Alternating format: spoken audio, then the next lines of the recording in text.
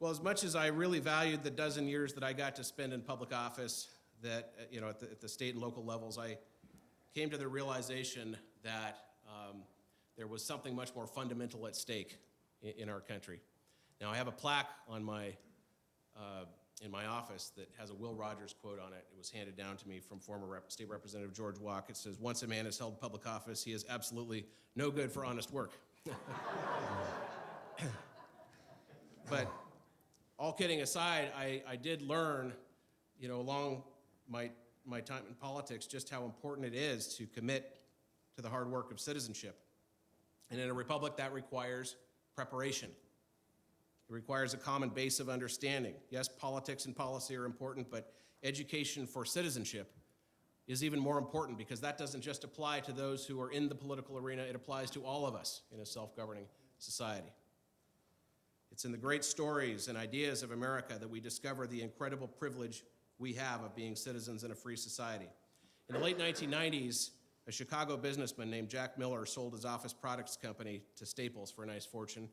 He had lived the American dream, building a great company from humble origins, starting at a desk in his father-in-law's chicken store in Chicago. And he built it and was able to sell it to Staples in the late 90s. And he committed the rest of his life to investing in civics and history education, starting at the university level, eventually moving into the K-12 level as well. And he has enlisted fellow citizens across the country to join him in that. That's Jack Miller. Today, we're building a movement to introduce the core ideas and texts of American history and civics to middle school, high school, and college students. And let me just mention a few of our strategies before I introduce our speaker. First of all, we're building the career pipeline for scholars who seek to advance the American political tradition on campus. We're now over 1,000 scholars strong in our network, many of whom have come through a prestigious fellowship program that we offer. Here in the Northwest, through a generous grant from the Murdoch Trust out of Vancouver, Washington, we're building our Pacific Northwest Initiative to connect with and advance the careers of college professors in this region who are committed to the history and foundational principles of America. And this summer, we're going to be launching a pilot program working with history and politics professors in our community colleges, and looking forward to seeing that come to fruition. The second thing we're doing is that we're reaching college students with serious teaching about the nation's founding principles and history. And we do this through our campaign to plant and grow campus centers of American political thought and history, often lonely but critical outposts on the landscape of American higher education, to provide an intellectual home for freedom-minded professors and students. We've helped develop centers of learning now on more than 100 campuses. We're now helping to lead a growing movement for the creation and the growth of high-impact civics institutes at public university campuses. And this is happening at Arizona State University, it's happening at the University of Texas, Austin, it's happening at the University of Florida and elsewhere. And just today, the State Senate of Ohio took up legislation to create civics institutes at Ohio State University and the University of Toledo. And we look forward to the continued growth of these institutes. And then the third thing that we're doing is that we are working very hard to renew the serious teaching of American history, the U.S. Constitution, and the Declaration of Independence in our K-12 schools. This is so very, very important, particularly in light of those scores that we saw a couple weeks ago that are just so dismal. And through our network of scholars, we're setting up workshops for social studies teachers now in 10 states. We hope to grow to 18 by 2026, the 250th anniversary year of America. This started with a pilot program with Chicago public school teachers 7 years ago, and then 3 years ago, we launched a statewide initiative in Florida. We're now advising Governor Youngkin in Virginia as he envisions a teacher professional development program for teachers in that state. And we'll be working closely with teachers in Wisconsin and Texas this summer. Eventually, we want to bring this workshop here to Washington State, and with your support for the work we're doing, we can do something like that. I mentioned the incredible team that I get to serve with in this organization, but I also have an extraordinary board of dedicated and visionary Americans, leaders in the business and nonprofit worlds, as well as academia. One of the visionary people who has been on the board of the Jack Miller Center since its beginning, and who frankly had a lot to do with me deciding to take the job I now have, is tonight's speaker, Professor Wilfred McClay. Dr. McClay is the Victor Davis Hanson Chair in Classical History and Western Civilization at Hillsdale College, my alma mater. He wasn't teaching there at the time I was there, but I got the opportunity to meet him later on when he was a visiting professor at Pepperdine University. He previously taught at the University of Oklahoma, where he held the G.T. and Libby Blankenship Chair in the History of Liberty and directed the Center for the History of Liberty. And before that, he taught at the University of Tennessee at Chattanooga. His book, The Masterless, Self and Society in Modern America, was awarded the Merle Curdy Award of the Organization of American Historians for the best book in American intellectual history. Among his other books are The Student's Guide to U.S. History and Figures in the Carpet, Finding the Human Person in the American Past. Dr. McClay is a commissioner of the Semi-Quincentennial Commission. I get kudos for being able to pronounce that when I mention it to people. That's the commission for the 250th anniversary of America coming up, and he's one of the commissioners for that. He was appointed in 2002 to membership on the National Council on the Humanities, which is the advisory board for the National Endowment for the Humanities, and he served in that capacity for 11 years. He was a 2022 recipient of the prestigious Bradley Prize from the Bradley Foundation. He's a graduate of St. John's College, Annapolis, and received his PhD in history from the Johns Hopkins University. Let me just say, Dr. McClay is not only one of the great American historians of our time, but he is a great advocate for the teaching of American history, and he has carried this out in his affiliation with the Jack Miller Center. Sadly, when you look at the condition of the field of history across academia, it is not good. It is not a healthy field within our universities, unfortunately, and part of the problem is that history has become so focused on minutia, and frankly, it's become so influenced by political correctness that it has ceased to serve the civic purpose that it ought to in a free society like ours. But one of the great things about Dr. McClay's book, Land of Hope, An Invitation to the Great American Story, is that it captures the great themes of American history. And these themes are important because we need a sense of common identity as a people. Yes, we have our own stories. Yes, we have our family stories. But we need a shared national story. And yes, too, there are national sins to account for. But always there is the great promise of America that we are a land of hope. That theme of hope recurs in the book, and it is the theme of tonight's talk. And so, ladies and gentlemen, without further ado, let me introduce to you Wilfred McClay.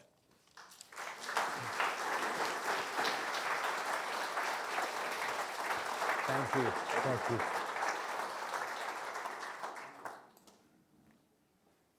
Well, I don't know whether I really have anything to add to that. That was pretty nice.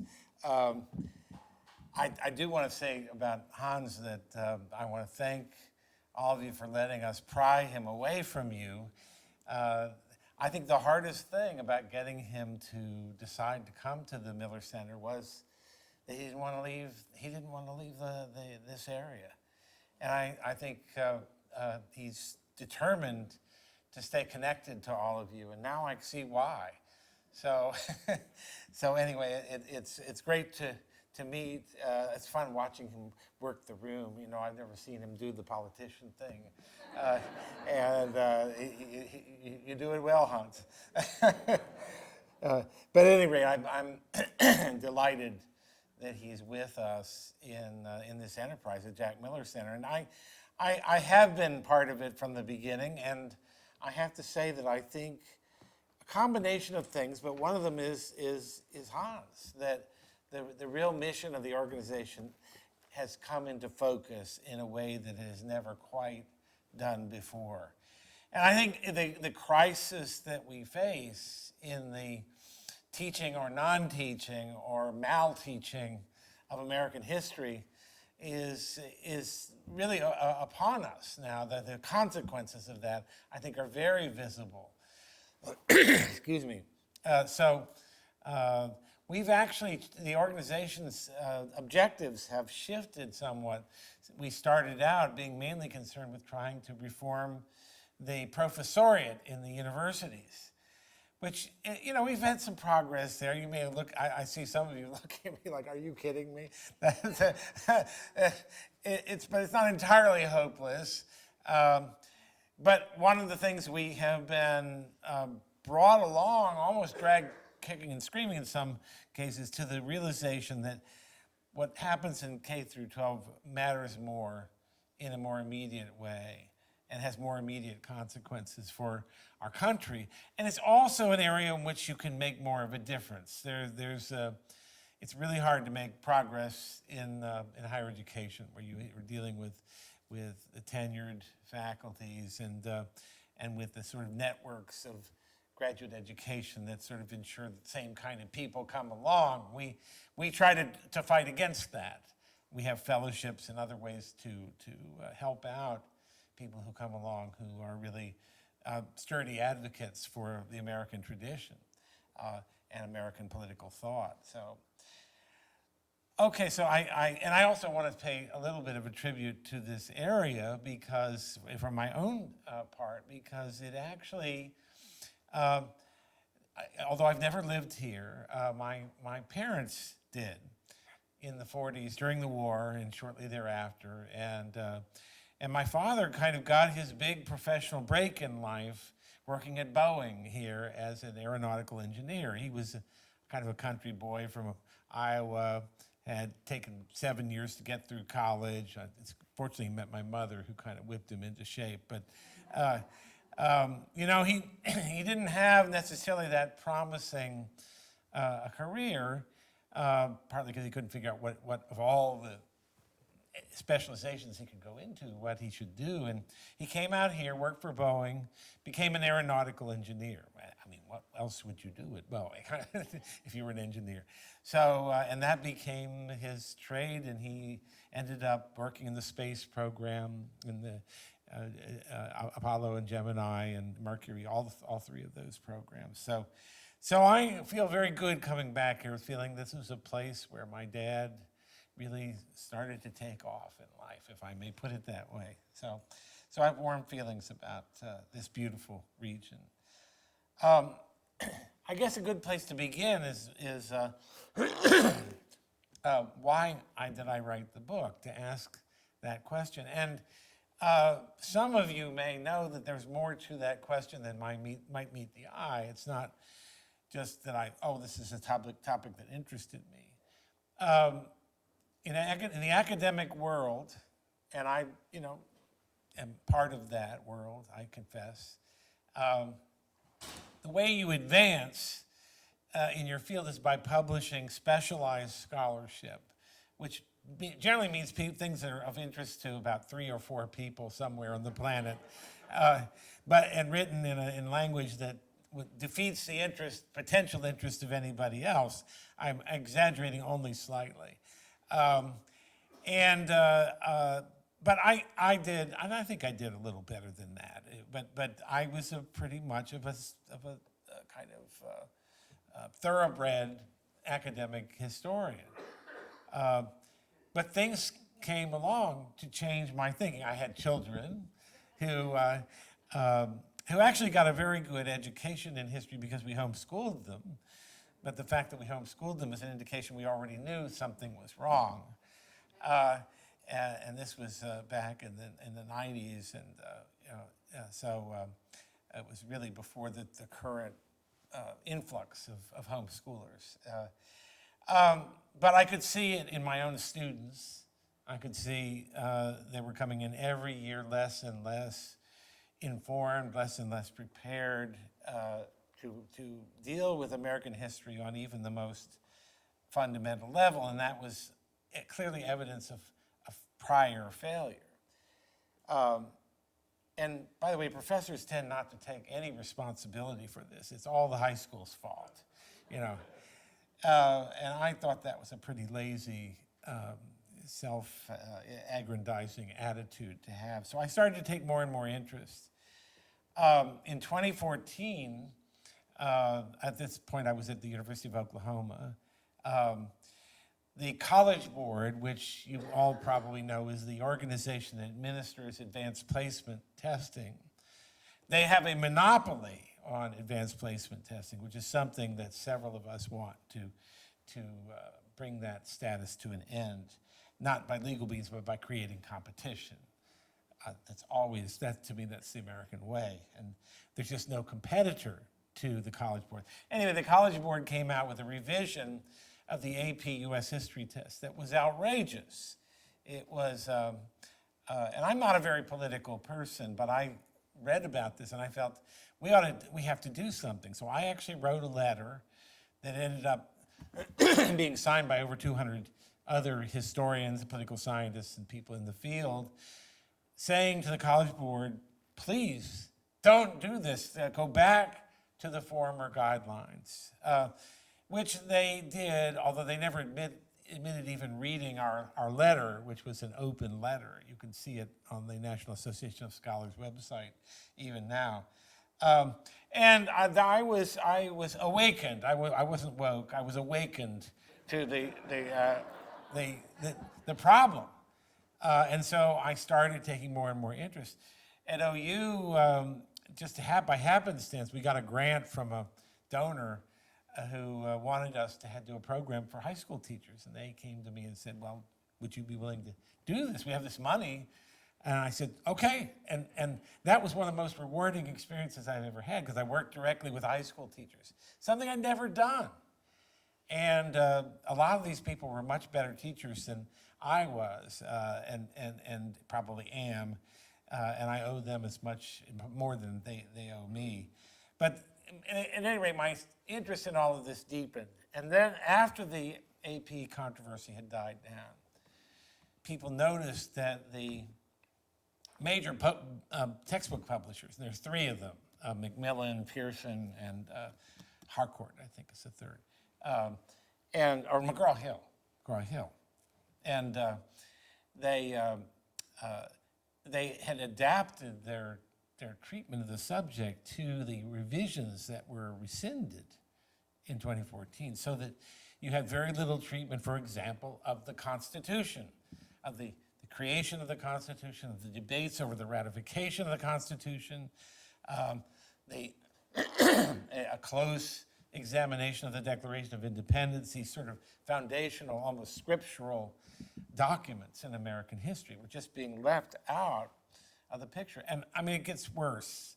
You know, names like James Madison, George Washington were omitted from it's complicated because these guidelines are not always followed by AP teachers, and the test is not as bad as like Mark Twain said about Wagner's music. It's not as bad as it sounds,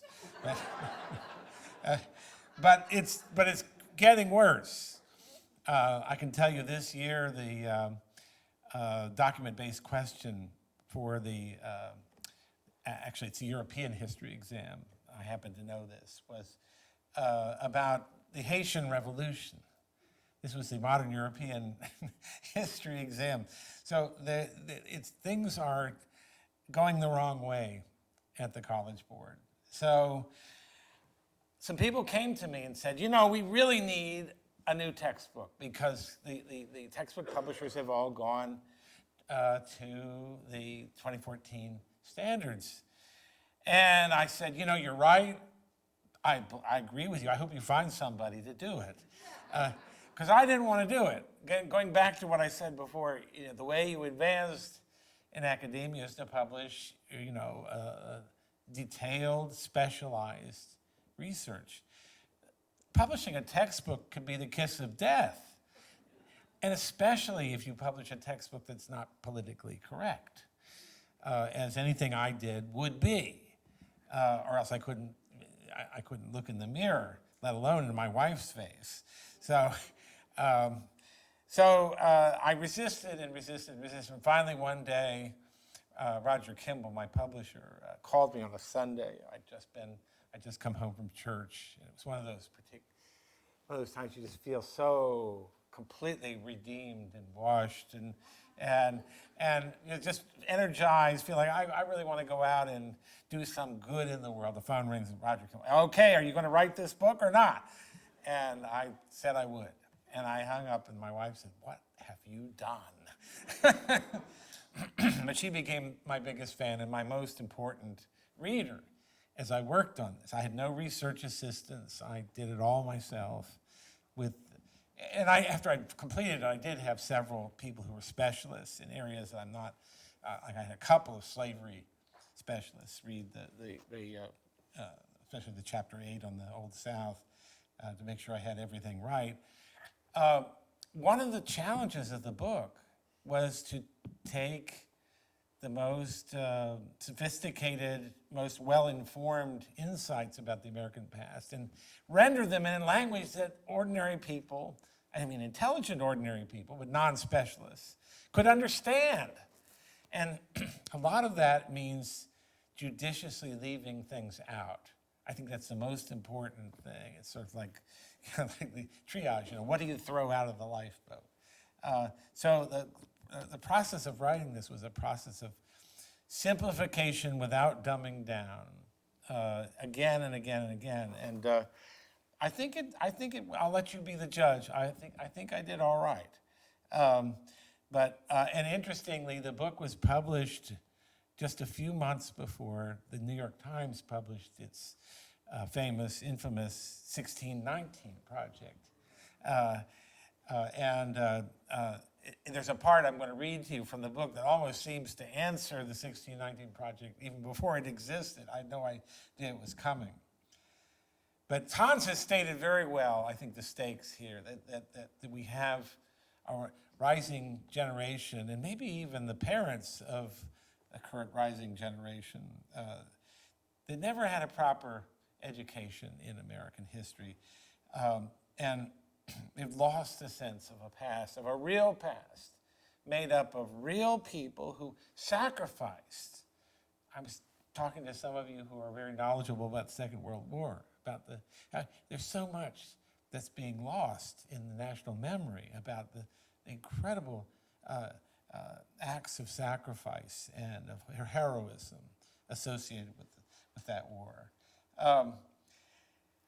I think one of the reasons why we have such a preoccupation with what's called identity politics today is because the national ethos, the national story, the story of our country is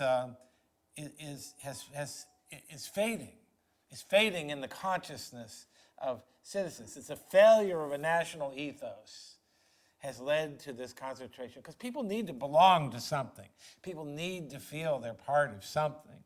So they revert to their tribe, to their ethnic, racial, some other identity, subnational identity. I think that actually, if we had a stronger sense of nationhood, I think identity politics wouldn't be deviling us so much.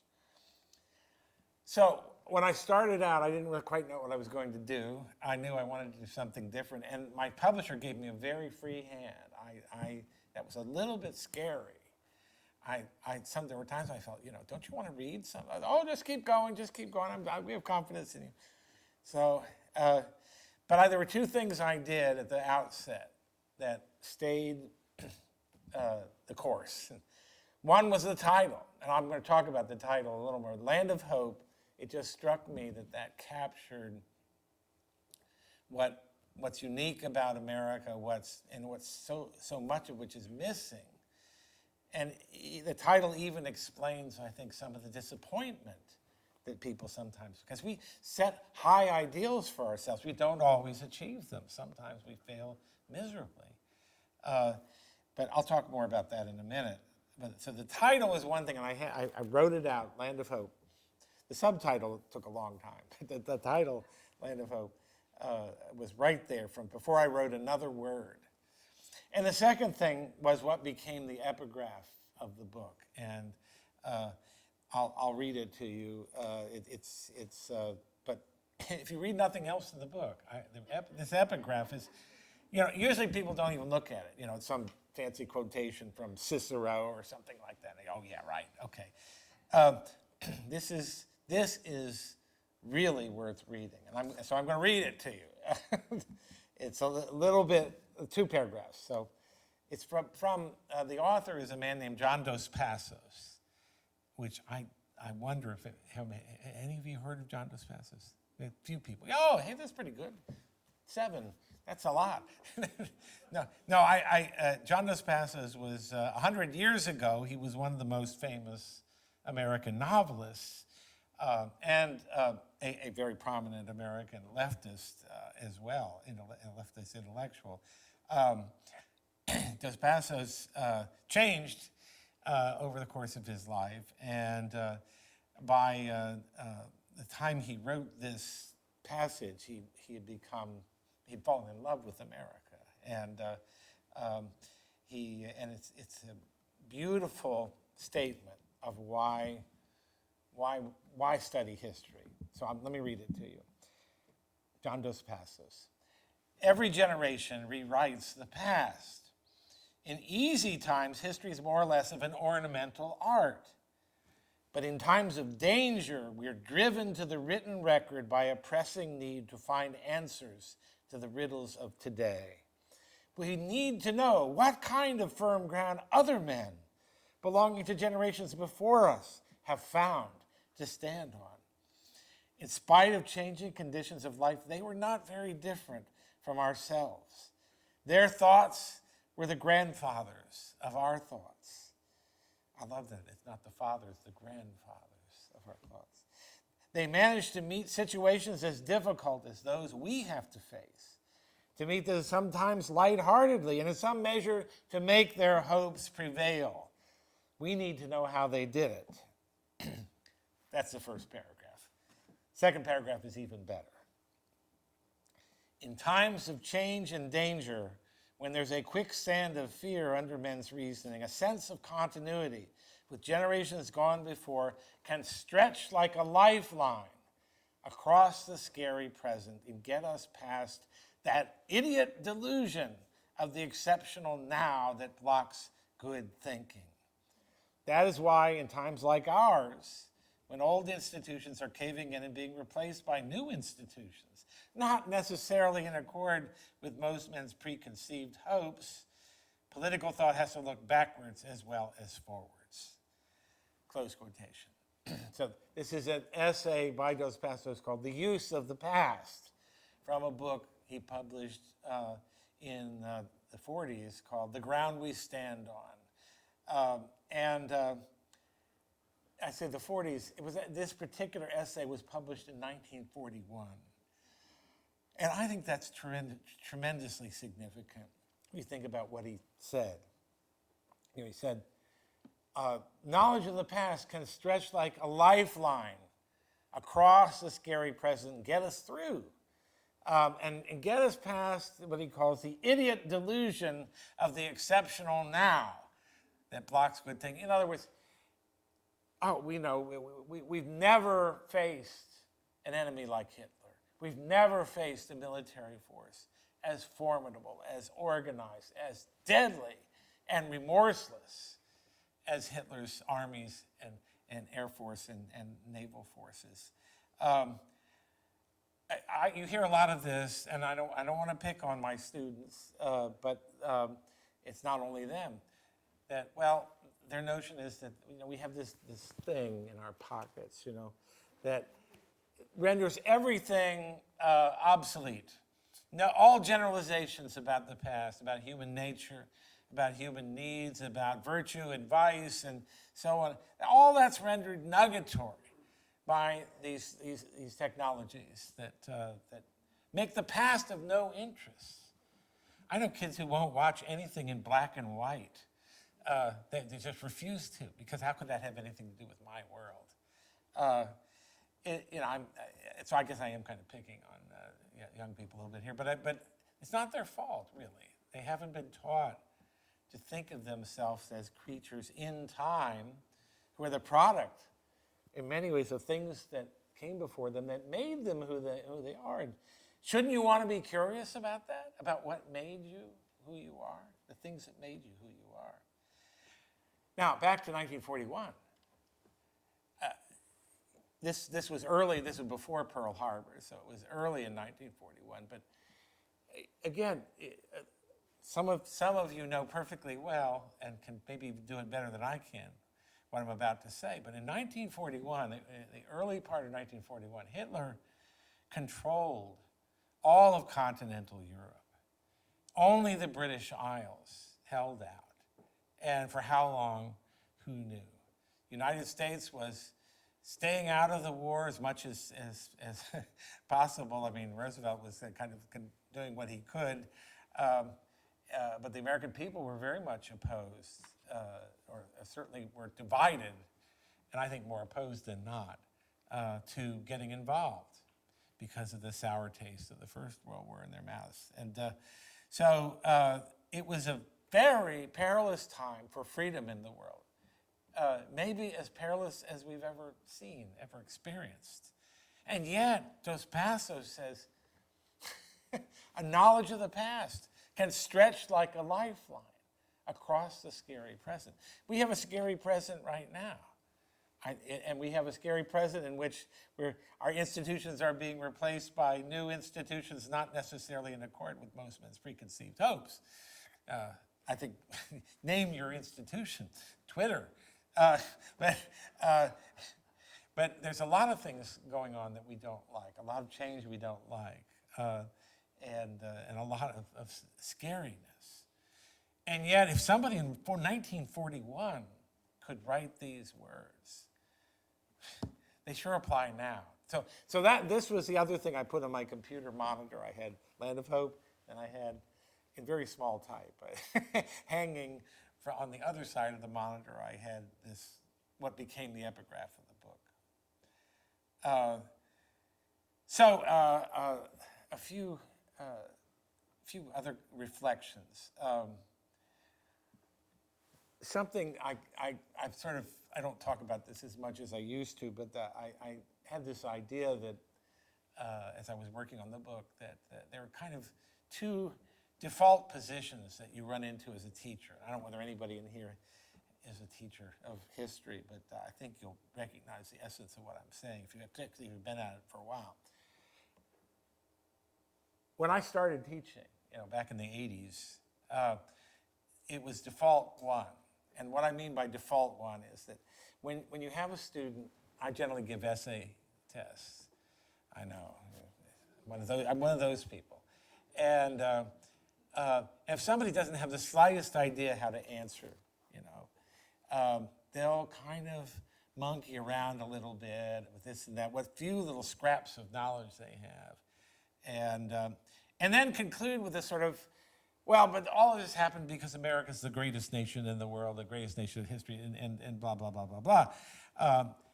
This was the 80s, Reagan was president, patriotism was in fashion.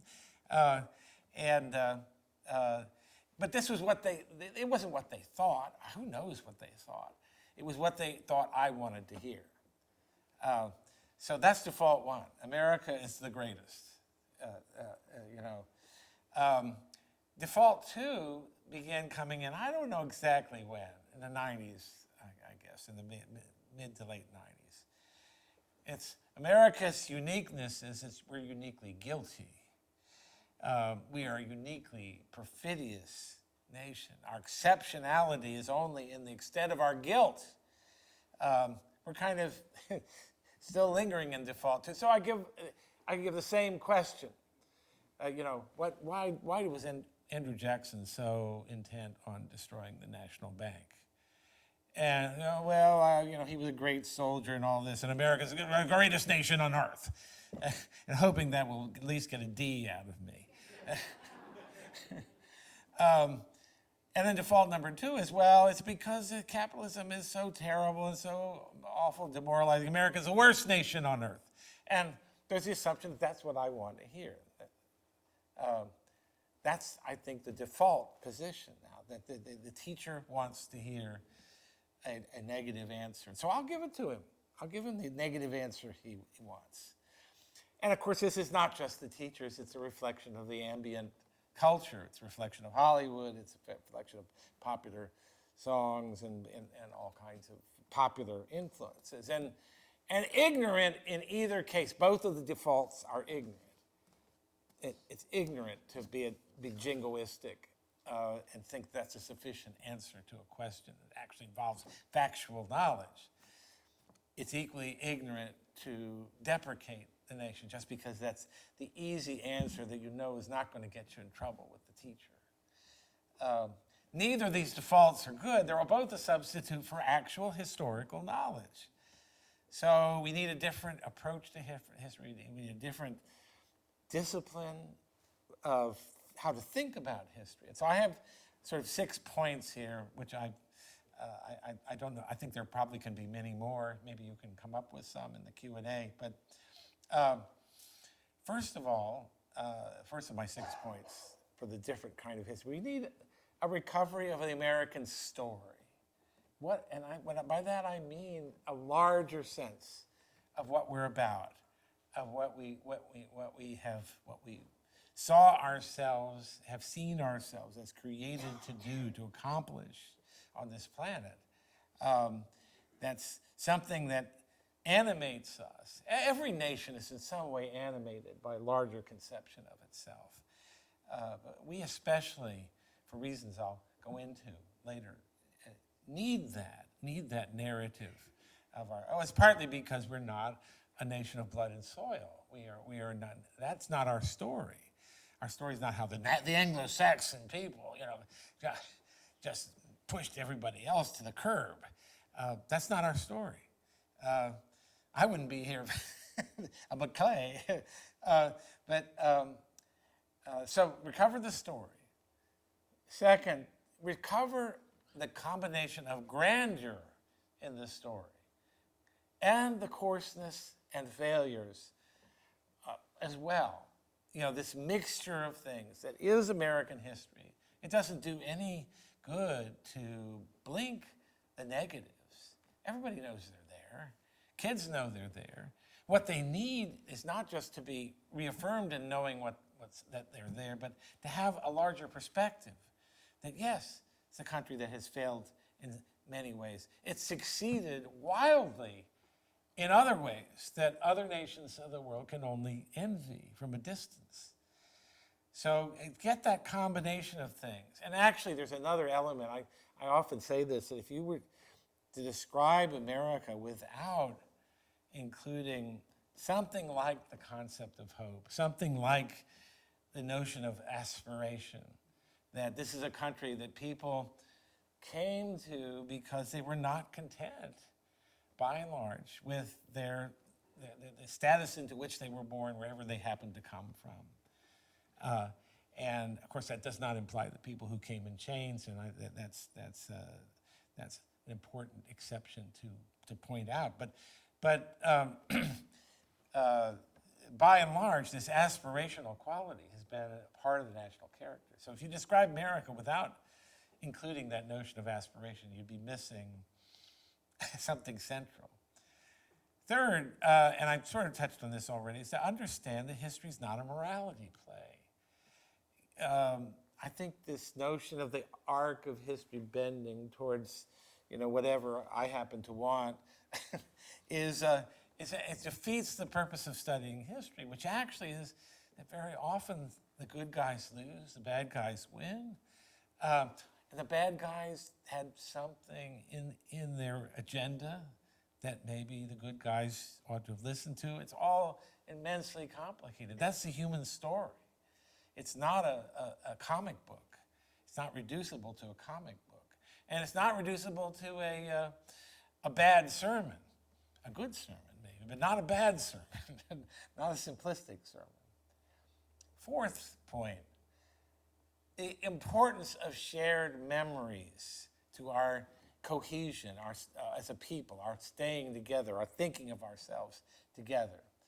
Hans touched on this very nicely in his remarks, and I think that a lot of this, the most powerful shared memories that draw us together as a people are memories that involve sacrifice.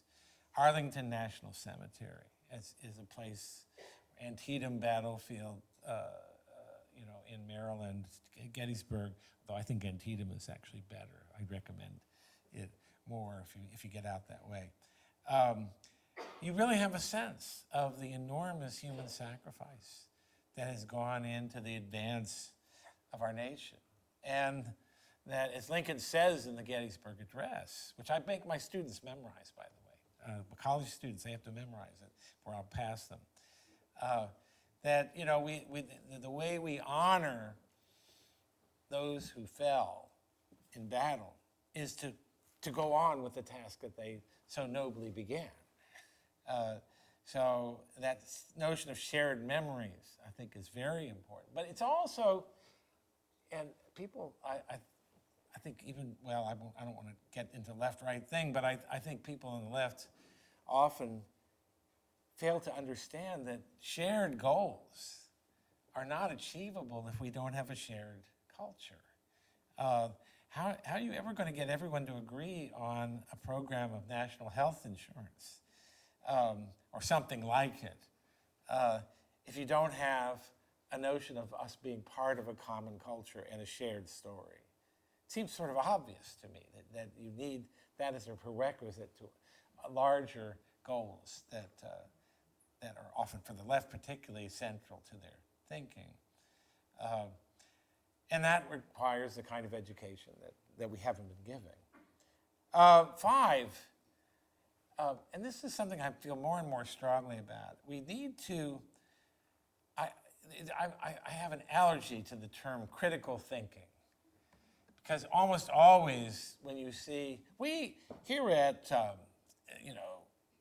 East Podunk U, we emphasize the acquisition of critical thinking skills. You know, what that is a way of saying we're not going to tell you what we actually teach. It really is. It's not. We're not going to tell you what we affirm. We're telling you that critical thinking skills. Nobody's against critical thinking. Although I am against critical thinking if that's all the thinking you do.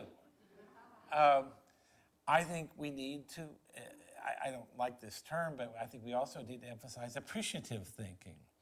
We used to have courses in things like music appreciation and art appreciation, which now people regard as, oh my gosh, that's the lowest middle brow kind of schlock. But I think the ability to love beautiful things, to embrace that love, and to share that admiration for the things that are beautiful and true and good, ought to be a part of education as much as critical thinking.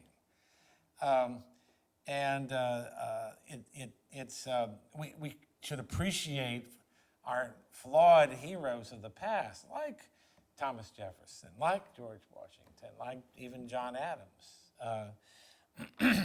So Benjamin Franklin. So, 6th, and this is really where we get into Jack Miller Center, Hans Eiger territory. Citizenship needs to be a central goal of secondary education. And I'm willing to say that it shouldn't be quite as central on the college level. But that's an interesting debate. But it's one of the reasons why I think having the advanced placement exam take the place of high school courses in history is wrong. I think high school courses in history should be part of a kind of initiation into American life.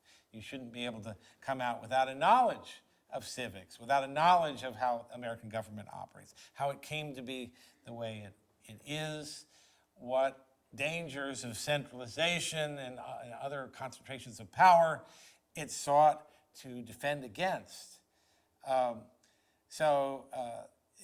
Citizenship means membership in the society. It's not just knowing certain kinds of rules and regs. It is really appropriating the knowledge that makes you fully a member. This is why somebody can be born in Africa, in Asia, anywhere in the world, and can be just as much of American citizens as a native born, maybe better in some cases, not always, sometimes much worse, but it's possible because it's really the acquisition of a knowledge base that makes one worthy of the title of citizen. Something else Hans said, I hardly agree with this. I think we professional historians have fragmented the study of the past so much because of our interest in little bitty issues, often in a very recondite, esoteric language, and very ideological at times. It's sort of demolished the notion that we have a story. That's not what, believe me, that's not what I learned about in graduate school. It's a great American story. I learned about the deconstruction of the great American story. And this is the moment in my talk in which I actually say something nice about Howard Zinn. You weren't expecting that, were you? But I think what Howard Zinn did, if any have read Howard Zinn's People's History of the United States, it's kind of a glorified comic book. I mean, even historians on the left will say this about Zinn. It's bad history. But it's exciting. It's interesting history. The character in the movie Good Will Hunting who talks about, have you read Howard Zinn? Oh man, it'll knock your socks off or something like that. Well, he does make it interesting. He writes, I don't want to say well, but my tongue just resists saying that. But it is compelling. It's a story. He tells a story. It's a black hats, white hats, good guys, bad guys story. It's always the underdog. The underdog always loses, for the most part. Well, Howard Zinn sold 5 million copies of his book, but he moved into a vacuum. That's my point. He moved into a vacuum left by the utter indifference of my professional colleagues to what young people, to what the general public was learning about American history. I for a long time, I was very resistant to any kind of textbooks. I wouldn't assign them. I wrote a little book that Hans mentioned in the introduction called The Student's Guide to U.S. History, which has a bibliography of works, I call it a canon of American works. But there's no textbook. And I can't tell you, I probably had 300 letters over the years from people saying, I like their book, but you don't recommend a textbook. And so I wrote them back and said, this is before email. I wrote them back and said, I just don't think there's a textbook out there that I can recommend. Sometimes they would come back, well, don't you have something close to a textbook? And so I'd give them something. But I started to feel guilty about this, writing these letters and saying, I have nothing to do with textbooks. They're a vulgar, lower form of life, and I started to feel guilty about this. It's a cop-out, and it really was. It was something I didn't have to do, so I formed all these sort of mental rationalizations for why I shouldn't do it, including that it would damage my professional standing. But little by little, starting with the AP test controversy, my thinking changed, and I realized that I had a responsibility to do this. I felt called to do it, if you like, if you don't mind my putting it in those terms.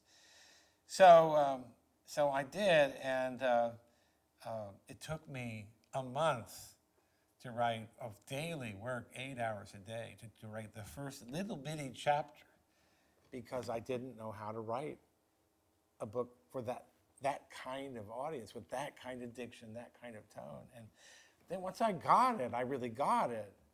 And actually, I've done a young readers edition for middle school, which I actually think is actually better, because I'm getting better at that. But I had to kind of cure myself of my academic habits. I'm going on longer than I thought I would, but so let me, I want to talk about a few distinctives of the book. And contrary to, I'll pick on Pearson of the big three publishers, because they're way out in front on this, of going, right now, if you sign a Pearson textbook, you can get, if you, by special request, you can get the optional hard copy of the book. But what they really want to get everybody, they want to get everybody out on the platform, digitize all of it, so that kids don't own books. They own iPads or whatever the device of the moment is, and that will be their access to historical knowledge. I think this is a bad thing for all sorts of reasons. Most of the research that's been done about learning and reading comprehension indicates that people learn better and more readily from reading the printed page than from reading from screens, and that just remains true. It may change as younger people get sort of used to reading from screens, but I think we've been far too willing to embrace the vision of techno-wizards about how young people learn, and whether schools should play along with these trends, even if Bill Gates or whomever, Steve Jobs, gives them a whole bunch of devices. So it's also a book that was not written by a committee. I've already told you I wrote it myself. I didn't have to go through any of the shenanigans that publishers have to do where, they get a representative of this group and that group. And, is our little ethnic niche, are the Lithuanians being adequately represented in this book? Usually they're not.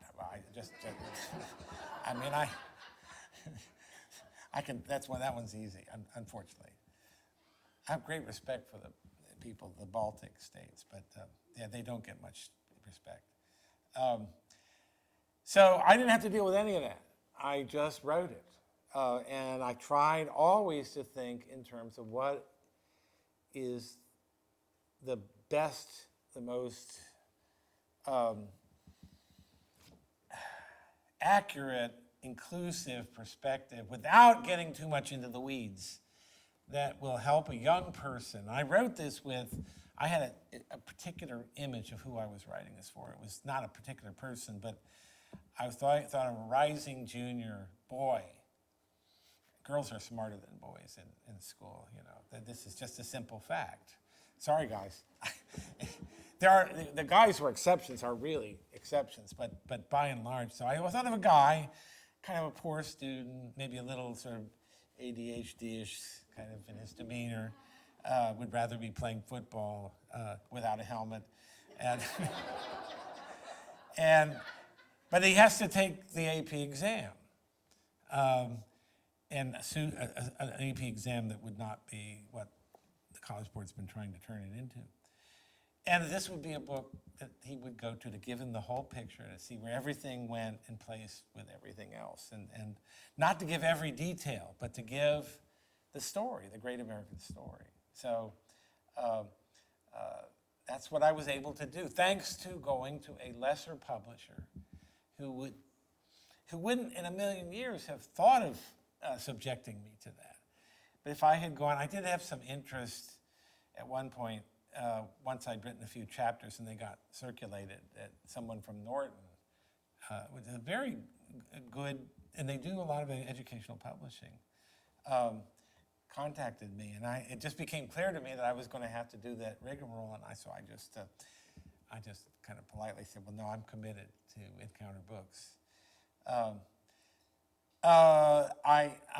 gosh, there's so many things I want to say. I'll just say one more thing, and then I want to talk about the title, and then I'll stop. But getting that tone right was hard because I showed the first few chapters to some of my colleagues, my professor colleagues, and I showed it to teachers. And you will be very interested to hear that the teachers all said, oh yeah, you pitched it just right. And the professors all said, oh, this is way over the heads, and students aren't going to be able to read this. Isn't that interesting? They didn't teach high school students, but they thought high school students were less capable than the teachers who actually teach them. Our kids are capable of much more than we are demanding of them. That is, I think, absolutely true. Okay, about the title, and then I'll wrap up. But there's three sort of critical nouns in the title that I think are an important part of what I'm trying to convey with it. First is land. America is not just an idea. We hear this all the time. America is an idea. It's an idea more than a place. Well, it is an idea. As I mentioned before, we're not a blood and soil nation. We are committed to certain ideals that we think of as being universal in character. We don't think of religious freedom as just some sort of little fetish that we have here. We would like to see it, universal. We would like to see it in Saudi Arabia, China, so many other places. So we do have there's a universalistic side to us, and I don't think we should deny that. But we're also a country, a particular country. I mentioned Arlington National Cemetery is a place that commands our devotion, not because of the idea of America, but because of the Americans who lie there, and who were involved in particular battles, particular conflicts, who lost their lives. Not all of them in battle, but many of them lost their lives in these particular conflicts that often were pursued directed towards our national self-interest, not towards something universal. So we have there's a particularity about the United States of America, in addition to its idea. For those of you who have the book, Chapter 23, the epilogue, is all about this. And I'm really just kind of briefly summarizing that balance of what I call creed and culture. Hope. Hope goes to this aspirational quality of America. It's a desire to rise in the world, to overcome or do better than the conditions into which one was born. That you're not condemned to that. You're not condemned the way that Polish peasants for centuries were condemned to eke out an existence in the same terms that their fathers and grandfathers and great-grandfathers did. There's something spiritual about this. And it's in a way, I do kind of get fanciful at places in the book. It's the history of the whole Western Hemisphere, of people drawn there from elsewhere.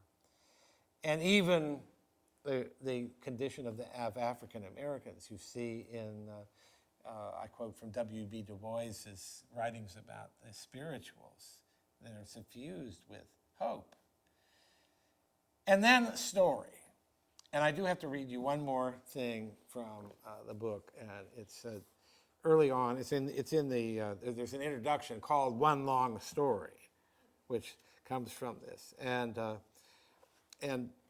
you know, I make the argument that we need stories. That that's one of the ways we make sense of the world in which we live, and so much of this I could quote. Without memory and without the stories by which our memories are carried forward, we cannot say who or what we are. Without them, our life and thought dissolve into a meaningless, unrelated rush of events. Nor can we have a sense of the future as a time we know will come because we remember that other tomorrows also have come and gone. The stakes were beautifully expressed by the words of the great Jewish writer Isaac Bashevis Singer. And I quote, this is a wonderful quotation. When a day passes, it's no longer there. What remains of it? Nothing more than a story. If stories weren't told or books weren't written, man would live like the beasts, only for the day. The whole world, all human life is one long story. And of course, he was right about that. As individuals, as communities, we are nothing more than flotsam and jetsam if we don't have the stories which tell us our life's meaning. And these are stories, they can be, as Hans said, stories of our individual families and so on, but they're also larger stories of which we are a part, whether we know it or not. And it's better to know than not to know, because it's the basis of our common life. Well, I think I'll stop there, although I have other things I could read you from the book. Maybe let me just read one thing. Because I mentioned this already, about this was published just a few months before the 1619 project. And I have a long discussion, which I think is pretty good in getting to the complexity of the issues, about why the Constitution waffled on the issue of slavery. It protected it, but it did it in a way that didn't legitimize property in man, James Madison said. And here's what I say in the last two paragraphs of this chapter. The ambivalences regarding slavery that had been built into the structure of the Constitution were almost certainly unavoidable in the short term in order to achieve an effective political union of the nation. What we need to understand is how the original compromise no longer became acceptable to increasing numbers of Americans, especially in one part of the Union, and why slavery, which was a ubiquitous institution in human history. I shouldn't have used that word ubiquitous, everywhere. Everywhere, every time. Ubiquitous institution in human history. Slavery came to be seen not merely as an unfortunate evil, but as a sinful impediment to human progress, a stain upon a whole nation. We live today on the other side of a great transformation in moral sensibility, a transformation that was taking place but was not yet completed in the very years the United States was being formed. Hence, this is the 1619 part, it would be profoundly wrong to contend, as some do, that the United States was founded on slavery. No, it was founded on other principles entirely, on principles of liberty and self-rule that had been discovered and defined and enshrined through the effects of several centuries of European and British and American history. These foundational principles would win out in the end, though not without much struggle and eventual bloodshed. The United States enjoyed a miraculous birth, but it was not the product of an unstained conception and an untroubled delivery. Few things are. And that's a lesson of history, too. Thank you all. Maybe 3 questions? Yeah. 3 questions? Yeah. Let's take time just for 3 questions. And I'm sorry I went so long, but straight that way. All right. You can come forward to the microphones on either side. this gentleman. I appreciated your comments tonight in your book, and in your book that you talk about the good and the bad. And it's very much like our Holy Bible that we look at, because God doesn't sugarcoat anything, and I think that's very helpful as you talked about the story. But my question to you tonight would be, can you talk a little bit about nationalism? It's one of the divine institutions, and I think that's a backbone to some of the things as we train people to say, have pride in something. Yes. I think let me paint with a fairly broad brush here. I mean, nationalism is already a broad brush. I think after the First World War, which was just this unimaginable calamity that destroyed, and there's some sense in which Europe has never recovered completely from World War I. Maybe never will, but it destroyed the sort of notion of inevitable progress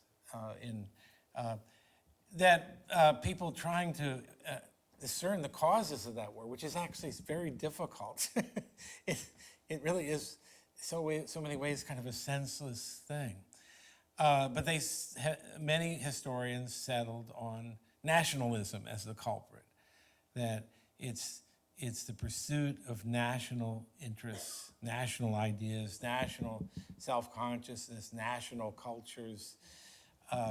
And so internationalism becomes seen, especially after the Second World War and the creation of the United Nations and so on, as the logical successor to the poisonous age of nationalism. I think there's something to that. That nationalism, it's such a big, vague term, and you never know what people are meaning by it. But it's as I said before, I love this example of national health insurance. It's nothing excites the left more than the idea of some kind of really genuine, like single-payer national health insurance, and you point out, well, what was that word you used? In front of health. What was that word before you said health? Was it community or no? It was national. You have to have a nation state that people believe in, that they trust, that is accountable to them. How do you have constitutional government without nation states? You don't. I mean, the European Union has a constitution that a number of the nations have not signed on to, and it's about the size of a phone booth, unlike our elegant little constitution. But how do you have a system of enumerated rights that are protected by a government that is accountable to the people who administer to it, without nations, without national unities?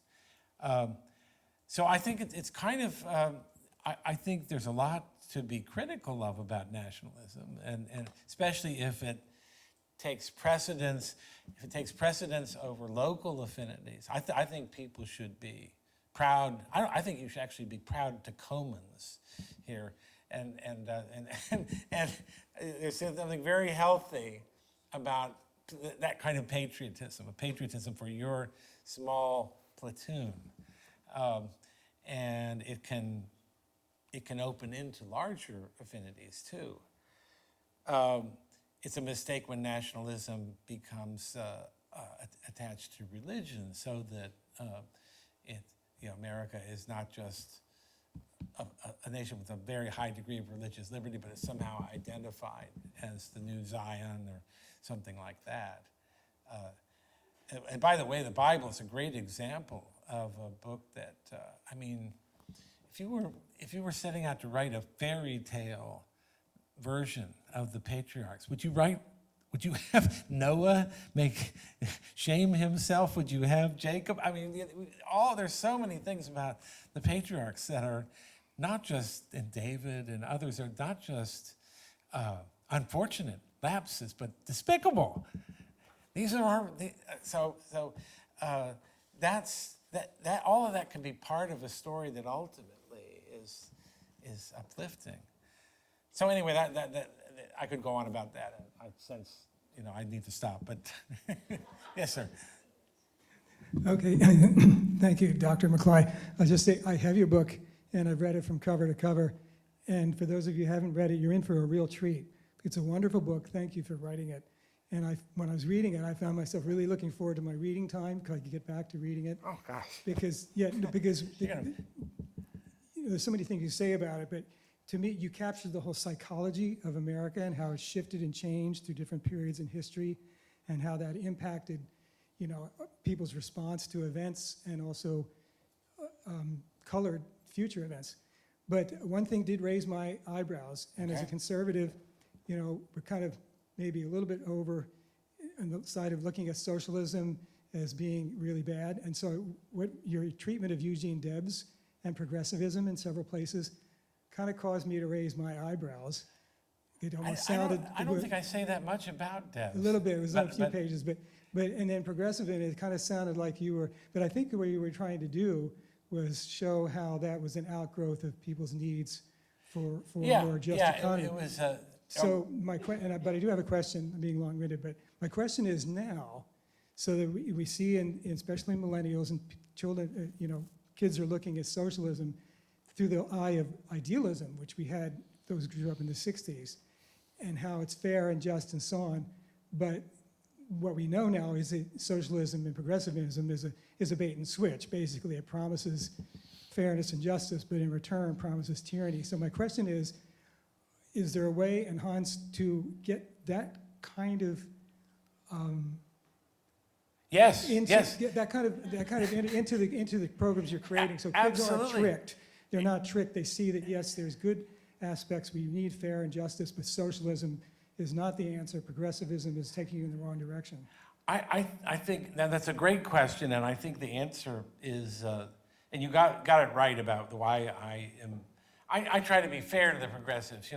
I have, at Hillsdale, as you may know, we have this group of brilliant political scientists who are, just attacking progressivism, hip and smiting hip and thigh, I guess is the biblical phrase.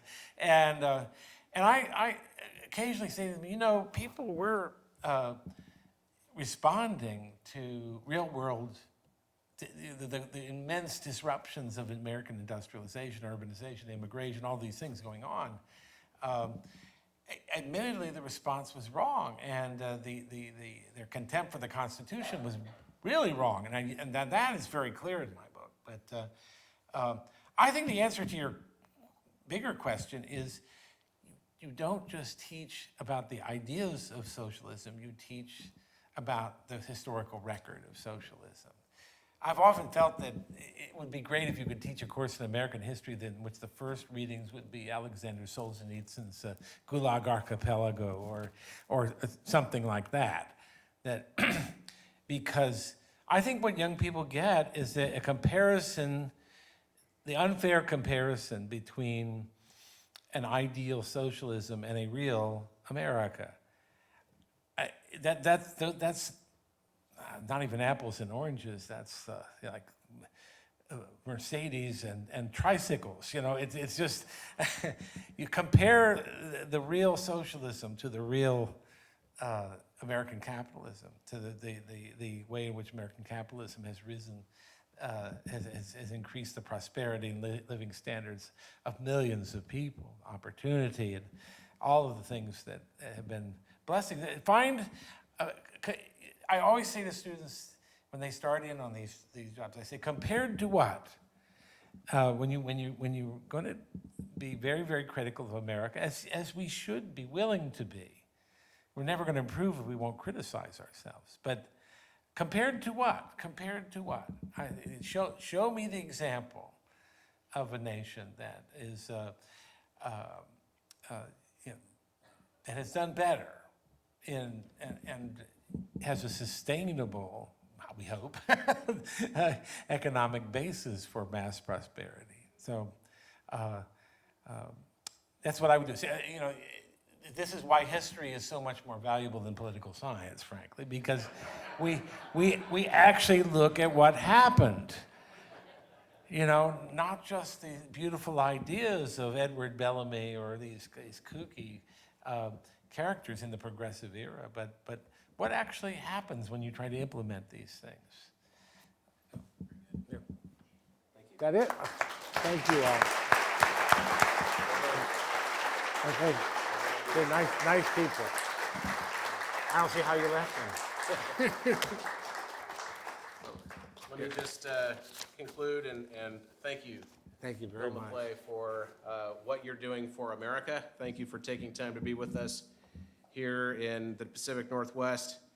And thank you, on a personal note, for all you do for the Jack Miller Center. And let me just close by saying how you can support our work at the Jack Miller Center. The kind of thing that we need in this country is not just financial support for one organization. There are a lot of good organizations out there doing good work, and we started a national summit on civic education last year at Mount Vernon, Virginia. We brought together 100 philanthropists and civic education leaders. We're going to bring together 200 for our summit this year in Philadelphia. But we need a movement of moms and dads and grandmas and grandpas and teachers and professors and business people, philanthropists, community volunteers, getting together and saying, we are going to rally together and we are going to celebrate the things that make America what it is. We're going to recognize those things. We're also going to recognize the things that are the flaws in America's past. We're going to be honest about those things. We're going to recognize America as truly a land of hope. And we need a movement to do that. You can certainly support our organization financially if you're in a position to do that, and we would welcome that. Appreciate those who I mentioned earlier who made this event possible. Bob Spence is somebody, I mentioned Bob, he's somebody who read Bill McClay's book back in the fall, and he said, I want 10 copies of that to give out to friends. And I've heard that around the country. I met with a businessman, very, very successful person in New York City. He said, he got 20 copies to hand out to his friends. So get some copies on the way out tonight. We're asking for donations of $50 or more. I understand we've raised $2,000, at least $2,000 so far tonight. So pitch in and you can help out that way. But there's other ways you can help out too. Take a copy of our annual report as you're leaving. We've got donation envelopes in there as well. But if you think of a friend who may benefit from reading that annual report, take an extra copy and mail it to them or hand it to them. And if you're interested in having a speaker at your Rotary Club, Kiwanis Club, let's talk. I've got business cards. Would love to come and talk with your local, or if you want to put a group of friends together for a lunch or something like that, would love to do that. We've got our work cut out for us in this country, and there is hope.